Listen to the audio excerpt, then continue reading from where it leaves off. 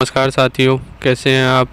आपका स्वागत है आपके YouTube channel JL accounts classes में। आज अपन बात करेंगे अपने जूनियर अकाउंटेंट और TRE exam Southee housing board की जो जूनियर अकाउंटेंट की वैकेंसी निकली है उसके लिए जो अपने MCQs हैं, ऑडिट रिपोर्ट्स और ऑडिट सर्टिफिकेट्स यानी जो अंकेक्षण प्रमाण पत्र और अंकेक्षण प्रतिवेदन के जो MCQs बन सकते हैं एग्ज़ाम से रिलेटेड, उनसे अपन बात करेंगे उनके रिगार्डिंग कि कौन से क्वेश्चंस इंपॉर्टेंट है उस हिसाब से। तो पहला अपना क्वेश्चन जो है वो है, भारतीय कंपनी अधिनियम 2013 की धारा 145 के अनुसार अंकेक्षण रिपोर्ट हस्ताक्षरित होनी चाहिए। मतलब जो कंपनीज एक्ट 2013 है उसकी जो सेक्शन 145 है धारा 145, उसके अनुसार जो अंकेक्षण रिपोर्ट है, जो ऑडिट रिपोर्ट होगी, उस पर कौन हस्ताक्षर करेगा, कौन उसको साइन करेगा। तो यहाँ आंसर जो आएगा ऑप्शन से आएगा, कंपनी अंकेक्षक द्वारा। जो कंपनी ऑडिटर होगा वही उसको साइन करेगा और कोई व्यक्ति उसको साइन नहीं करेगा।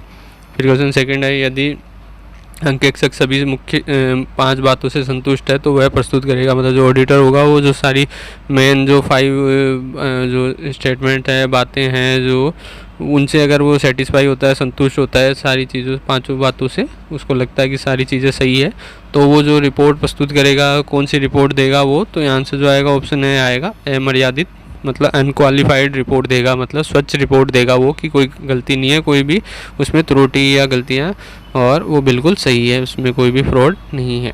फिर क्वेश्चन थर्ड है, अंकेक्षक द्वारा कार्य के बीच में दी जाने वाली रिपोर्ट कहलाती है। मतलब ऑडिट चलते चलते ही बीच में कोई रिपोर्ट दे देते हैं, मतलब पूरी ऑडिट नहीं हुई हो उसके बीच में कोई रिपोर्ट दे देते हैं। तो नॉर्मली क्या होता है, ऑडिट का समाप्त होने के बाद ऑडिट रिपोर्ट दी जाती है, लेकिन अगर ऑडिट समाप्त होने से पूर्व ही ऑडिट रिपोर्ट दे देते हैं तो उस रिपोर्ट को क्या कहते हैं। तो यहाँ आंसर जो आएगा ऑप्शन से आएगा, अंतरिम रिपोर्ट। मतलब इंटरिम रिपोर्ट होती है जो ऑडिट के चलते चलते ही बीच में दे दी जाती है। फिर क्वेश्चन फोर्थ है, सरकारी कंपनी का अंकेक्षक अपना प्रतिवेदन किसको प्रस्तुत करता है। मतलब जो गवर्नमेंट कंपनी का ऑडिटर होगा वो अपनी रिपोर्ट किसको सबमिट करेगा। तो अपने जो पहले ही बात करी थी कि जो गवर्नमेंट कंपनी का जो ऑडिटर होगा उसको कैग अपॉइंट करता है, जो कंट्रोलर एंड ऑडिटर जनरल, मतलब नियंत्रण एवं महालेखा परीक्षक जो होता है भारत का, वो उसको अपॉइंट करता है। तो ये जो रिपोर्ट होगी वो भी वो कैग को ही सबमिट करेगा, उसको ही देगा। फिर क्वेश्चन फिफ्थ है, अपने वित्तीय विवरणों पर अंकेक्षण की रिपोर्ट तिथि है। मतलब जो फाइनेंशियल स्टेटमेंट्स की जो ऑडिट होती है उसकी जो रिपोर्ट आएगी, उसकी जो तिथि जो होगी, उसकी डेट होगी, वो कौन सी कहलाएगी, कब उसको मानेंगे कि ऑडिट रिपोर्ट की डेट क्या है। कोई बोलता है तो वो क्या कहलाती है। तो यहाँ आंसर जो आएगा ऑप्शन नया आएगा, जिस तिथि को अंकेक्षक रिपोर्ट पर हस्ताक्षर करता है। मतलब जिस डेट को जो ऑडिट रिपोर्ट है उस पर ऑडिटर साइन कर देता है, उस दिन वो ऑडिट रिपोर्ट की डेट कहलाती है। वो तिथि जो भी वो साइन करेगा वो उसकी रिपोर्ट तिथि कहलाती है। फिर क्वेश्चन 6 है, यदि अंकेक्षक जांच कार्य के दौरान पाता है कि संस्था के लेखांकन के सिद्धांतों में एकरूपता नहीं है तो ऐसी स्थिति में अंकेक्षक द्वारा दी जाने वाली रिपोर्ट होगी। मतलब ऑडिटर जब काम कर रहा होगा अपना जांच का, वेरिफिकेशन का काम, तो उसको बीच में ये पता चलता है कि जो इंस्टीट्यूशन है उसके जो अकाउंटिंग के जो प्रिंसिपल्स है, सिद्धांत है, उनमें एकरूपता नहीं है, मतलब समानता नहीं है। तो ऐसी स्थिति में अंकेक्षक जो होगा, वो ऑडिटर होगा, वो कौन सी रिपोर्ट देगा। तो यहाँ से जो आएगा ऑप्शन बी आएगा, मर्यादित रिपोर्ट। मतलब क्वालिफाइड रिपोर्ट वो उसको देगा। क्वालिफाइड रिपोर्ट कब देते हैं, जब उसमें उसको लगता है कोई मिथ्या विवरण हो या कोई गलत स्टेटमेंट हो, लेकिन वो कोई व्यापक नहीं हो, मतलब सारवान नहीं हो, ज़्यादा इफेक्ट नहीं डाल रहे हो, तो वो ऐसी रिपोर्ट, मर्यादित रिपोर्ट वो देता है। फिर क्वेश्चन 7 है, यदि कोई लेखा परीक्षक ने ग्राहक के आरंभिक रहतियाँ इन्वेंट्री शेष पर राय नहीं बना पाए तो चालू वर्ष के फिल इन द ब्लैंक्स अमर्यादित अनक्वालिफाइड राय दे सकता है। मतलब कोई ऑडिटर है, वो नया कस्टमर है कोई, तो उसके जो आरंभिक रहतियाँ है, जो प्रारंभिक स्टॉक है, जो ओपनिंग स्टॉक है, इन्वेंट्री जो होती है उसकी ओपनिंग इन्वेंट्री, उसकी जो बैलेंस पे कोई राय नहीं बना पाए, तो वह उस चालू वर्ष मतलब उस फाइनेंशियल ईयर जो करंट ईयर होगा उसके लिए कौन सी चीज़ के लिए वो अमर्यादित मतलब अनक्वालिफाइड मतलब स्वच्छ रिपोर्ट, राय, अपनी ओपिनियन दे सकता है। तो यहाँ आंसर जो आएगा ऑप्शन से आएगा, केवल तुलन पत्र पर। मतलब जो बैलेंस शीट होगी उस पर वो अपनी राय क्लीन रिपोर्ट दे सकता है। क्यों? क्योंकि ये जो आरंभिक रहती है वो तुलन पत्र में इंक्लूड नहीं होता है, इसलिए वो इस पर स्वच्छ रिपोर्ट दे सकता है। अगर उसकी राय अपन नहीं भी बना पाता है ओपनिंग स्टॉक पर, तो भी वो दे सकता है अनक्वालिफाइड रिपोर्ट। प्रिकॉशन 8 तक कंपनी अधिनियम 2013 के अनुसार कंपनी का चिट्ठा तैयार किया जाता है। जो कंपनीज एक्ट 2013 है उसकी कौन सी अनुसूची के अनुसार कंपनी का जो बैलेंस शीट होगा, मतलब जो परफॉर्मा है वो बैलेंस शीट का वो कहाँ दे रखा है, किस हिसाब से वो तैयार किया जाएगा, प्रिपेयर करेंगे बैलेंस शीट को, चिट्ठे को किस हिसाब से बनाएंगे, तो इसका जो परफॉर्मा है वो कहाँ दे रखा है। तो यहाँ से जो आएगा ऑप्शन ब आएगा, अनुसूची थर्ड के भाग फर्स्ट के अनुसार। जो मतलब अनुसूची होगी इसकी जो थर्ड है, उसका जो भाग फर्स्ट है, पार्ट फर्स्ट है, उसके अनुसार उसमें परफॉर्मा दे रहा है, उन्हीं हिसाब से वो चिट्ठा तैयार किया जाता है। फिर क्वेश्चन 9 है, कंपनी अधिनियम 2013 के अनुसार कंपनी का लाभ एवं हानि खाता तैयार किया जाता है। अभी अपन ने पिछले क्वेश्चन में बात की कि बैलेंस शीट किस हिसाब से तैयार करती है, क्या परफॉर्मा है, कहाँ दे रखा है। अब बात है कि भाई P&L अकाउंट जो होगा, प्रॉफिट एंड लॉस अकाउंट जो लाभ हानि खाता होगा, वो कंपनीज एक्ट के किस हिसाब से तैयार किया जाएगा। तो यहाँ से जो आएगा ऑप्शन ए आएगा, अनुसूची थर्ड के भाग सेकंड के अनुसार। मतलब भाग फर्स्ट में तो अपने चिट्ठा क्या दे रखा है और भाग सेकंड में P&L अकाउंट का परफॉर्मा दे रखा है, उस हिसाब से ये तैयार किए जाएंगे। फिर क्वेश्चन 10 है, समय के आधार पर अंकेक्षण रिपोर्ट के प्रकार है। मतलब जो टाइम के हिसाब से जो अंकेक्षण रिपोर्ट की टाइप्स कितनी है, कितने टाइप्स की, कितने प्रकार की होती है कि समय के आधार पर। तो यहाँ से जो आएगा ऑप्शन ब आएगा 2। कौन कौन सी, अंतरिम और अंतिम। जो बीच में दी जाती है वो अंतरिम मतलब इंटरिम रिपोर्ट हो गई, जो अंतिम जो फाइनल रिपोर्ट होती है जो लास्ट में ऑडिट रिपोर्ट के बाद दी जाती है। तो इस हिसाब से 2 प्रकार होते हैं। फिर क्वेश्चन 11 है, रिपोर्ट में विशेष स्थान का नाम होना चाहिए जो कि सामान्यतः वह शहर होता है। मतलब जो रिपोर्ट होगी, अंकेक्षण रिपोर्ट जो ऑडिट रिपोर्ट होगी, उसमें एक स्पेसिफिक प्लेस का मतलब विशेष स्थान का नाम होता है। मतलब तो वो स्थान कौन सा शहर होता है, कौन सी सिटी या कौन सी जगह का नाम होता है। तो यहाँ से जो आएगा ऑप्शन ब आएगा, जहाँ अंकेक्षण रिपोर्ट तैयार की जाती है। मतलब जहाँ पर अंकेक्षण रिपोर्ट को तैयार किया गया है, उसको प्रिपेयर किया गया है, वहाँ उस शहर का नाम होगा, वहाँ पे उस प्लेस का नाम आएगा। फिर क्वेश्चन 12 है, निम्न में से कौन सा अंकेक्षण अभिमत का एक प्रकार नहीं है। मतलब जो ऑडिट ओपिनियन होती है, अंकेक्षण अभिमत होगा, उसका एक राय का मतलब जो अंकेक्षण राय होती है उसका एक प्रकार नहीं है, एक टाइप कौन सा नहीं है। तो यहाँ से जो आएगा ऑप्शन से आएगा, आरक्षित अभिमत। मतलब आरक्षित अभिमत कोई प्रकार नहीं है ओपिनियन का। बाकी परिमित अभिमत जो है मतलब क्वालिफाइड रिपोर्ट हो गई, या अस्वीकरण अभिमत हो गया, जो डिस्क्लेमर ओपिनियन हो गया, या प्रतिकूल जो एडवर्स जिसको ओपिनियन भी बोलते हैं, ये तीनों उसके प्रकार होते हैं। फिर क्वेश्चन 13 है, अंकेक्षक को अपने प्रतिवेदन प्रस्तुत करना होता है। जो ऑडिटर होता है वो जो अपनी रिपोर्ट है वो किसको सबमिट करता है। तो यहाँ से जो आएगा ऑप्शन द आएगा, स्वामियों को। मतलब जो ओनर होंगे बिजनेस के, उनको वो अपनी रिपोर्ट सबमिट करता है। फिर क्वेश्चन 14 है, लेखा परीक्षक की रिपोर्ट प्रस्तुतिकरण लेखा परीक्षक पर कौन सी देयता लागू करता है। मतलब जो ऑडिटर होगा वो रिपोर्ट को सबमिट करने का, जो प्रस्तुत करने का जो होगा, तो वो कौन सी देयता, उस पर कौन सी लायबिलिटी उस पर लगती है, उस पर लागू होती है। तो यहाँ से जो आएगा ऑप्शन ब आएगा, संविदागत देयता। मतलब जो कॉन्ट्रेक्चुअल जो लायबिलिटीज़ होगी, जो ड्यूटीज़ होगी, वो उस पर लागू होती है। फिर क्वेश्चन 15 तक, किस प्रकार की लेखा परीक्षण रिपोर्ट को अनेकों द्वारा किसी मरीज के क्लीन बिल ऑफ हेल्थ के बराबर माना जाता है। मतलब किसी भी लेखा परीक्षण मतलब कोई भी ऑडिट रिपोर्ट होती है, उसको किसी की भी द्वारा जो मरीज़ को क्लीन बिल ऑफ हेल्थ कहते हैं, जो वर्ड होता है क्लीन बिल ऑफ हेल्थ, उसके हिसाब से माना जाता है, उसके बराबर माना जाता है। तो कौन सी रिपोर्ट होती है। तो यहाँ आंसर जो आएगा ऑप्शन से आएगा, अनर्हता प्राप्त राय। जो मतलब अनक्वालिफाइड रिपोर्ट होगी, जो स्वच्छ रिपोर्ट होगी, वो राय होगी जो उसको ये क्लीन बिल ऑफ हेल्थ कहते हैं किसी मरीज़ का।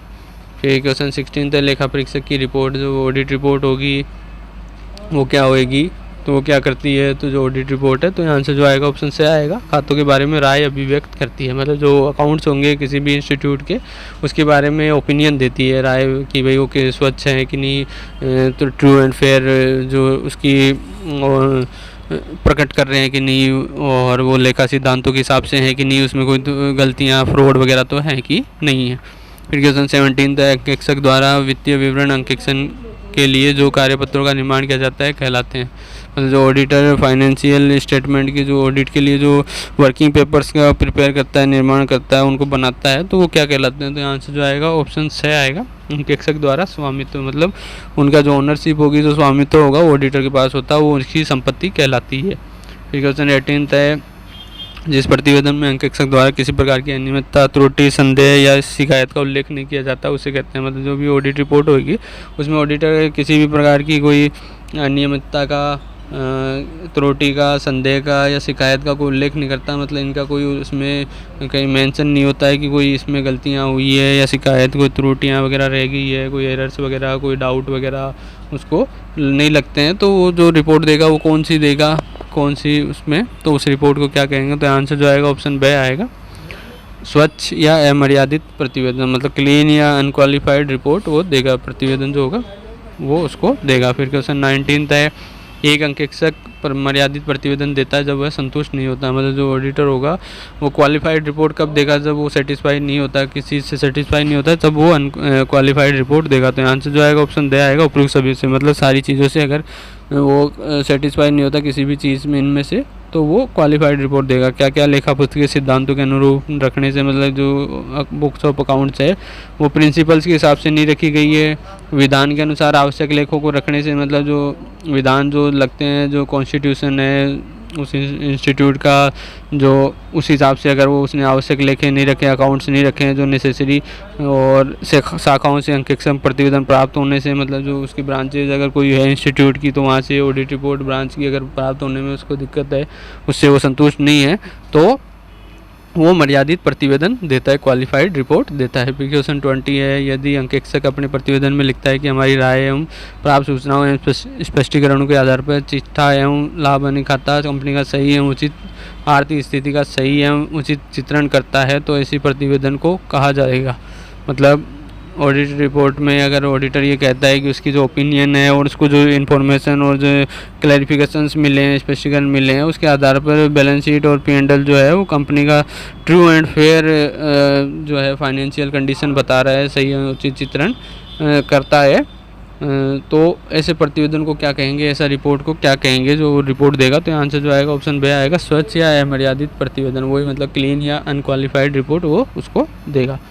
फिर क्वेश्चन 21 है, यदि मर्यादित प्रतिवेदन देने के कारण अथवा अंकेक्षक के आक्षेप इतने गंभीर है कि उसकी दृष्टि में लेखे सही एवं उचित चित्रण प्रस्तुत नहीं करते हैं, तो वह रिपोर्ट देता है, उसे कहते हैं, मतलब कोई क्वालिफाइड रिपोर्ट दे दी ऑडिटर ने, या ऑडिटर को ये लग रहा है उसने कोई ऐसे ऑब्जेक्शन लगा दिए हैं जो इतने गंभीर हैं कि उसकी दृष्टि में लेखे जो हैं, जो अकाउंट्स है वो ट्रू एंड फेयर जो है वो प्रेजेंटेशन नहीं देते हैं अकाउंट्स का, प्रस्तुत नहीं करते हैं उनको, तो वो जो रिपोर्ट देगा उसको क्या कहेंगे, कौन सी रिपोर्ट वो उस टाइम देगा। तो यहाँ आंसर जो आएगा ऑप्शन से आएगा, विपरीत प्रतिवेदन, मतलब एडवर्स रिपोर्ट देगा वो। एडवर्स रिपोर्ट कब देते हैं, जब उसको लगे कि जो पर्याप्त साक्ष्य उसको मिल गए हैं और उसने ये निष्कर्ष निकाला कि वित्तीय विवरणों में गलत विवरण है और वो व्यापक भी है, मतलब वो काफ़ी लेवल पे है और वो वित्तीय विवरणों पर बहुत इफेक्ट डालेंगे, तो वो विपरीत प्रतिवेदन मतलब एडवर्स रिपोर्ट देता है। फिर क्वेश्चन 22 अंकेक्षक मर्यादित प्रतिवेदन प्रस्तुत कर सकता है, मतलब जो ऑडिटर होगा वो जो क्वालिफाइड रिपोर्ट है वो कब देगा, किस सिचुएशन में वो क्वालिफाइड रिपोर्ट दे सकता है। तो आंसर जो आएगा ऑप्शन द आएगा, उपरोक्त सभी कारणों से, मतलब सभी वजह से वो दे सकता है। किसकी वजह से, यदि संपत्तियों का मूल्यांकन उचित रूप से नहीं किया गया, मतलब जो असेट्स है उनका वैल्यूएशन सही तरीके से नहीं हुआ है, उनको कम ज़्यादा वैल्यू किया गया है, स्कंद के मूल्यांकन के आधार में परिवर्तन, मतलब जो स्टॉक का वैल्यूएशन का जो आधार है, बेसिस जो रखा हुआ है उसमें अगर कोई चेंज होता है, बिना अनुमति के गुप्त संचय का सर्जन किया जा रहा हो, मतलब बिना परमिशन के ही कोई सीक्रेट रिजर्व क्रिएट किया जा रहा हो, उसको बनाया जा रहा हो, तो वो ये एडवर्स क्वालिफाइड रिपोर्ट दे सकता है। फिर क्वेश्चन 23 है, एक लिखित प्रलेख जिसे अधिकृत व्यक्ति द्वारा दिया जा सकता है, जो विवरण की सत्यता को प्रमाणित करता है, उसे कहते हैं, मतलब कोई भी जो रिटर्न डॉक्यूमेंट होगा उसको किसी भी ऑथोराइज पर्सन द्वारा जारी किया जाता है, जो विवरण होगा, स्टेटमेंट होगा, उसकी सत्यता को, ट्रूनेस को वेरीफाई करता है, तो उस स्टेटमेंट को, जो प्रलेख को क्या कहेंगे, उस डॉक्यूमेंट को क्या कहेंगे। तो आंसर जो आएगा ऑप्शन से आएगा, अंकेक्षण प्रमाण पत्र, मतलब जो ऑडिटर जब प्रमाण पत्र देगा किसी विवरण की सत्यता के संबंध में उसको प्रमाणित करेगा, तो उसको ऑडिट सर्टिफिकेट कहते हैं। फिर क्वेश्चन 24 है, कंपनी अधिनियम के अंतर्गत चार्टेड अकाउंटेंट द्वारा प्रमाण पत्र नहीं देने पड़ते हैं, मतलब जो कंपनीज एक्ट है उसके अनुसार जो चार्टेड अकाउंटेंट होंगे, सनद लेखाकार होंगे, उनको कौन से सर्टिफिकेट देने की आवश्यकता नहीं है। तो यहाँ से जो आएगा ऑप्शन बी आएगा, अंश प्रमाण पत्र एवं ऋणधारियों को ऋण पत्र के प्रमाण पत्र के लिए, मतलब इनके लिए कोई सर्टिफिकेट देने की ज़रूरत नहीं है। जो शेयर सर्टिफिकेट होंगे या जो डिवेंचर होल्डर्स हैं उनके लिए डिवेंचर की सर्टिफिकेट देने की उसको आवश्यकता नहीं है कंपनीज एक्ट के अनुसार।